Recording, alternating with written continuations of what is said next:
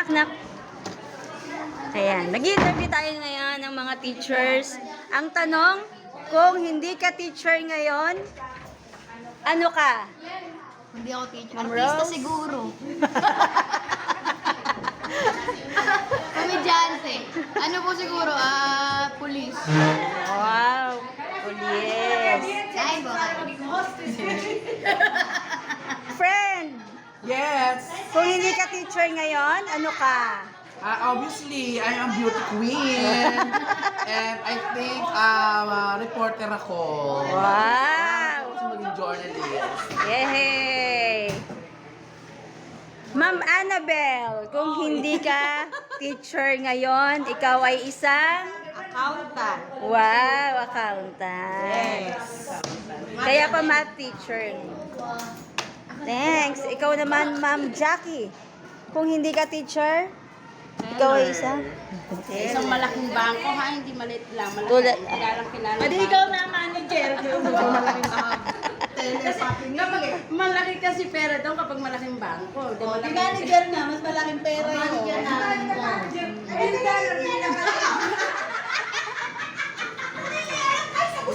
Ma'am Sol, Ma'am Connie, kung hindi po kayo teacher, ikaw ay Sa ibang bansa.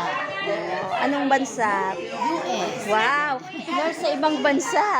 Nurse ang gusto ko. Ma'am Glessy, Ano po ba? kung hindi ka teacher ngayon, ikaw ay isa. Thank you.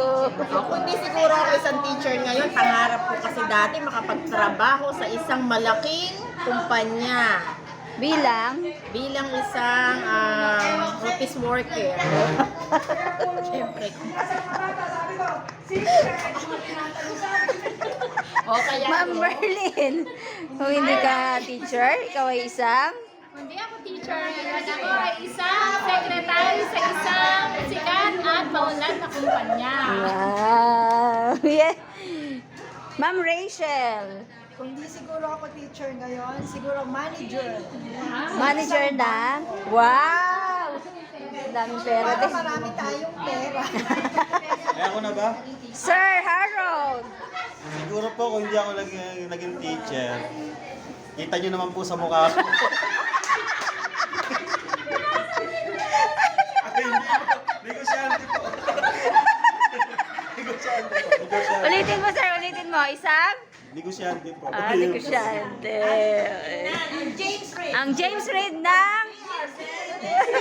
Palakpakan! Palakpakan si James Reid! Ma'am Venus, kung hindi ka teacher, ano ka ngayon? Isang kaputi. Dancer sa Showtime. Wow! O, sample daw kayo. Saka na. Ma'am Angel. Kung hindi ka teacher, ikaw ay isang, ano ngayon? Sales lady. Wow. Pangarap ko talaga maging sales lady. Feeling ko sa mga panahon ngayon, ano na ako, head operating manager. Wow! Thanks! Istay mo muna yung manager. Klase na. Hello. Kung kayo po ay hindi naging teacher ngayon, ano ang inyong trabaho? Ay, dati kasi hindi naman ako nag-teacher agad. Ako ay nagtrabaho sa Rustan Supermarket, Cubao. Ano na nga ba yung trabaho ko? Nag-o-office ako dati. Ay, office girl, office Kaso, worker. ako yan, nanganak, naiwan nga yung mga anak dito sa probinsya. So that's why napilitan ako mag-resign at magturo na talaga. At magpa-DepEd. Thank you po. Ma'am Beng, kung kayo po ay hindi naging teacher, ano ang inyong trabaho ngayon? Ay, kung hindi ako naging teacher, baka ako isang artista sa ABS-CBN. Kasama ako sa mga nagrarally sana na mabalik ang ABS-CBN. Masyadong napag-isipay sagot. Matindi nag-isip. Thank you po. Matupad ko pa rin ang pangarap ko pag nagbalik ang ABS. O, manawagan kayo sa ABS-CBN. ABS-CBN, pag nag-open po, willing pa din ako. Ayan po ang ating head teacher. Lapitan po natin ang head teacher. Ayan. Mr. Albert D. Bonilla, kung hindi po kayo naging head teacher ngayon, ano po ang inyong trabaho? Ako kaya frustrated chemical engineer. Kaya nahirapan. Kaya eto, nauwi sa pagkukulog. Ayan. Thank you po. Ma'am Celine, kung hindi ka naging teacher, ano ang iyong trabaho ngayon? Ayan ba? Ano ang iyong trabaho ngayon, ma'am? Siguro nakakaway-chaw. Thank you, Ma'am Celine. Ang ating pasimuno sa Science Month Celebration.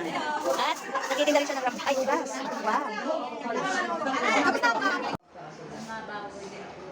Wow. Si ma'am. Ma'am, kung hindi ka po teacher ngayon, ikaw ay isa? Ako po ay isang chef. Chef. Chef. Ma'am Marlene. Hello, mga people.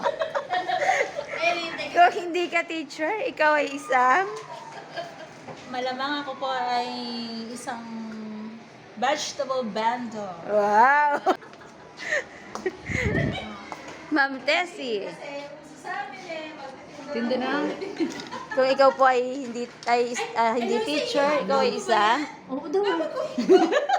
Maingay po ang aming head teacher. Kung hindi ako teacher ngayon, siguro, maaaring nag-abroad na rin ako dahil bago ko nag-apply sa pagiging guro, ay pupunta na sana ako ng Kuwait. Kaya, kung hindi ako naging guro, andun ako ngayon. Sa Kuwait. Masaya sa lahat. Baka mayroon na rin sariling buhay doon. Wow.